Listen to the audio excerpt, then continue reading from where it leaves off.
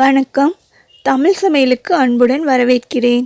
நாம் இன்றைக்கி கொண்டக்கடலை குழம்பு ரொம்ப டேஸ்ட்டாக எப்படி செய்யலான்னு பார்க்கலாம் வாங்க. அதுக்கு முன்னாடி தமிழ் சமையல் சேனலுக்கு லைக் பண்ணுங்கள், ஷேர் பண்ணுங்கள். சப்ஸ்கிரைப் பண்ணாதவங்க சப்ஸ்கிரைப் பண்ணிக்கோங்க. கீழே இருக்க பெல் ஐக்கானையும் ப்ரெஸ் பண்ணிவிடுங்க. அப்போ தான் நான் போடுற வீடியோஸ் எல்லாம் வரும். கண்டிப்பாக சப்ஸ்கிரைப் பண்ணிவிடுங்க. இப்போ ஒரு பவுல் எடுத்துக்கலாங்க. அதில் ஒரு கப்பு கொண்டக்கடலை எடுத்துக்கலாம். கருப்பு கொண்டக்கடலை தான் நல்ல சத்து இருக்குது, அதனால் கருப்பு கொண்டக்கடலை எடுத்துக்கோங்க. கொண்டக்கடலையை ஒரு 8 மணி நேரம் ஊற வச்சு எடுத்து வச்சுக்கலாங்க. இப்போ அந்த கொண்டக்கடலையை குக்கரில் போட்டுக்கலாங்க. அதில் ஊற வச்ச தண்ணி இருக்கும் இல்லைங்களா, அந்த தண்ணியை ஊற்றிக்கலாங்க. கொண்டக்கடலை ஊற வச்ச தண்ணியில் அதிகமாக சத்து இருக்குங்க, அதனால தான் அதே தண்ணியை யூஸ் பண்ணுறோம். முன்னாடியே நல்லா கழுவிட்டு ஊற வச்சுக்கிட்டா நல்லதுங்க. இப்போ 1/2 ஸ்பூன் உப்பு போட்டு வேக வச்சுக்கலாங்க. கொண்டக்கடலை குழம்புக்கு தேவையான பொருட்கள் என்னென்னு பார்க்கலாங்க.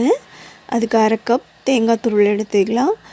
ஒரு சின்ன சைஸில் இருக்கிற பெரிய வெங்காயம், ஒரு பச்சை மிளகா, பூண்டு ஒரு 7 பல் எடுத்துக்கோங்க, இஞ்சி ஒரு சின்ன துண்டு, தக்காளி பெரிய சைஸில் இருக்கிறது ஒரு தக்காளி, அதுக்கப்புறமா ஜீரகம் 1 ஸ்பூன், சோம்பு 1/2 ஸ்பூன், 6 கிராம்பு, ஒரு சின்ன துண்டு பட்டை, கொஞ்சம் கருவேப்பிலை எடுத்துக்கலாங்க. அப்புறமா ஒரு தவா எடுத்துக்கலாம். அதில் 2 ஸ்பூன் ஆயில் ஊற்றிக்கலாங்க. நீங்கள் எந்த ஆயில் யூஸ் பண்ணுறீங்களோ அது ஊற்றிக்கோங்க, கொஞ்சம் போதும். அதுக்கப்புறமா நம்ம எடுத்து வச்சுருந்த பட்டை, கிராம்பு, ஜீரகம், சோம்பு இது எல்லாம் நல்லா பொரிய வச்சுக்கலாங்க. நம்ம இப்போ சொன்னது எல்லாமே போட்டு நல்லா வதக்கி மிக்சியில் போட்டு அரைக்க போகிறோங்க. அதுக்கப்புறம் பெரிய வெங்காயம் போட்டுக்கலாங்க. பெரிய வெங்காயம் நல்லா ஃப்ரை ஆகட்டுங்க. வெங்காயம் நல்லா ஃப்ரை ஆனதுக்கப்புறம் இஞ்சி போட்டுக்கலாங்க, சின்ன சின்னதாக கட் பண்ணி போட்டுக்கலாம். அதுக்கப்புறமா கருவேப்பிலை போட்டுக்கலாங்க. அப்புறம் பச்சை மிளகாய் போட்டுக்கலாம். அதுக்கப்புறமா பூண்டு போட்டுக்கலாங்க. இப்போ நல்லா ஃப்ரை பண்ணிக்கலாங்க. எல்லாமே ஓரளவுக்கு நல்லா வெந்ததுக்கப்புறமா நம்ம தேங்காய் துருவல் ஆட் பண்ணிக்கலாங்க. தேங்காய் கொஞ்சம் ப்ரௌன் கலர் ஆகிற வரைக்கும் நல்லா ஃப்ரை பண்ணி எடுத்துக்கலாங்க. ரொம்ப தீஞ்சிடக்கூடாது. ஓரளவுக்கு ப்ரௌன் கலர் ஆனதுக்கப்புறமா நம்ம தக்காளி ஆட் பண்ணிக்கலாங்க. அது வரைக்கும் நல்லா ஃப்ரை பண்ணிக்குவோம். லோ ஃப்ளேம்லேயே வச்சு ஃப்ரை பண்ணிக்கோங்க, ஹை ஃப்ளேம் வைக்க வேணாம், தீஞ்சு போயிடும். தக்காளி ஆட் பண்ணிக்கலாங்க. தக்காளி நல்லா வெந்ததுக்கப்புறமா தனியாக வேறு பிளேட்டுக்கு போட்டு ஆற வச்சிடலாங்க. இதை நல்லா ஆறுனதுக்கப்புறமா மிக்ஸி ஜாரில் போட்டு நல்லா பேஸ்ட்டாக அரைச்சி எடுத்து வச்சுக்கலாங்க.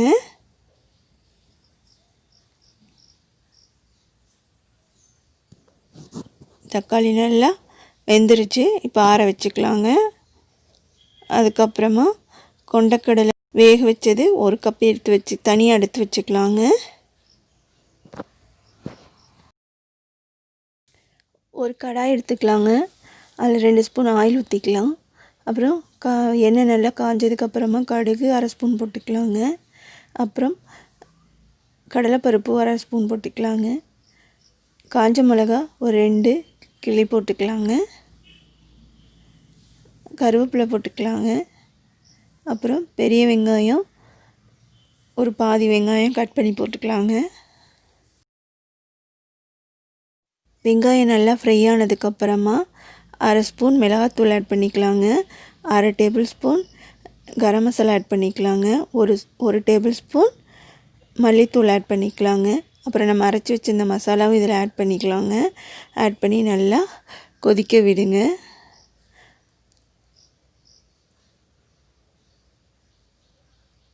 எல்லாம் கொஞ்ச நேரம் நல்லா கொதித்ததுக்கப்புறமா நம்ம கொண்டக்கடலை ஆட் பண்ணிக்கலாங்க. பாருங்கள், எண்ணெய் வெளியில் வர ஆரம்பிக்குது, அந்த அளவுக்கு நல்லா ஃப்ரை பண்ணிக்கணும். இப்போ கொண்டக்கடலை ஆட் பண்ணிக்கலாம். கொண்டக்கடலை ஆட் பண்ணி நல்லா மிக்ஸ் பண்ணி விடுங்க. இப்போ மசாலாலாம் கொண்டக்கடலையில் பிடிக்கணுங்க. அதனால் அது வரைக்கும் நல்லா கொதிக்க விடலாங்க. நல்லா கொதித்ததுக்கப்புறமா நம்ம ஒரு கப்பு கொண்டக்கடலை தனியாக எடுத்து வச்சுருந்தோம் இல்லைங்களா, அந்த கொண்டக்கடலையை மிக்சியில் போட்டு நல்லா அரைச்சிட்டு அது இது கூட ஆட் பண்ணிக்கலாங்க. அதை ஆட் பண்ணுறனால கிரேவியாக கிடைக்குங்க. அதுக்காகத்தான் ஆட் பண்ணுறது. உங்களுக்கு கிரேவியாக வேண்டாம் அப்படின்னு நினச்சிங்கன்னா இதே அளவுக்கு இப்படி விட்டுடலாங்க. இப்போது தேவையான அளவு தண்ணி ஊற்றிக்கலாங்க. நான் மிக்ஸி ஜாரில் இருந்த தண்ணியை ஊற்றுறேங்க. அப்புறம் மூடி போட்டு நல்லா மிக்ஸ் பண்ணி விட்டுட்டு நல்லா மூடி போட்டு வேக வச்சுக்கலாங்க. அதுக்கு முன்னாடி கொஞ்சம் கருவேப்பிலை போட்டுக்கலாங்க. நல்லா கொஞ்சம் நேரம் அப்படியே கொதிக்கட்டுங்க. கொதிச்சிருச்சுங்க. இப்போ ஓப்பன் பண்ணி பார்க்கலாம். நம்மளுடைய குழம்பு ரெடி ஆயிடுச்சுங்க. இப்போ கொஞ்சம் கொத்தமல்லி ஆட் பண்ணிக்கலாங்க. அவ்வளோதான், நம்மளுடைய ஹெல்த்தியான டேஸ்டியான கொண்டக்கடலை குழம்பு ரெடி ஆயிடுச்சுங்க. இந்த கொண்டக்கடலை குழம்பு செஞ்சு பாருங்கள், ரொம்ப அருமையாக இருக்குங்க. இப்போ வேறு ஒரு பவுலுக்கு மாற்றிக்கலாம். இப்போ நான் டேஸ்ட் பண்ணி பார்க்க போகிறேன். வாங்க சாப்பிடலாம். ரொம்ப டேஸ்ட்டாக இருக்குங்க. கண்டிப்பாக நீங்கள் செஞ்சு பாருங்கள். செஞ்சு பார்த்து உங்கள் ஃபீட்பேக்கை சொல்லுங்கள். இந்த கொண்டக்கடலை குழம்பு வந்து சப்பாத்திக்கு, சாதத்துக்கு, அப்புறம் தோசைக்கு கூட நல்லா தான் இருக்குங்க. பூரிக்கு, பரோட்டாக்கு, அப்புறமா ஆப்பத்துக்கு ரொம்ப நல்லா டேஸ்ட்டாக இருக்குங்க. ஆப்பம் செஞ்சிங்கன்னா இந்த கொண்டக்கடலை குழம்பு வச்சு பாருங்கள். ரொம்ப டேஸ்டியான கொண்டக்கடலை குழம்பு ரெடி ஆயிடுச்சு. தமிழ் சமையல் சேனலுக்கு லைக் பண்ணுங்கள், ஷேர் பண்ணுங்கள். சப்ஸ்கிரைப் பண்ணாதவங்க சப்ஸ்கிரைப் பண்ணிக்கோங்க. கீழே இருக்க பெல் ஐக்கானும் ப்ரெஸ் பண்ணிவிடுங்க. நன்றி, வணக்கம். எல்லோரும் ஹாப்பியாக இருங்க.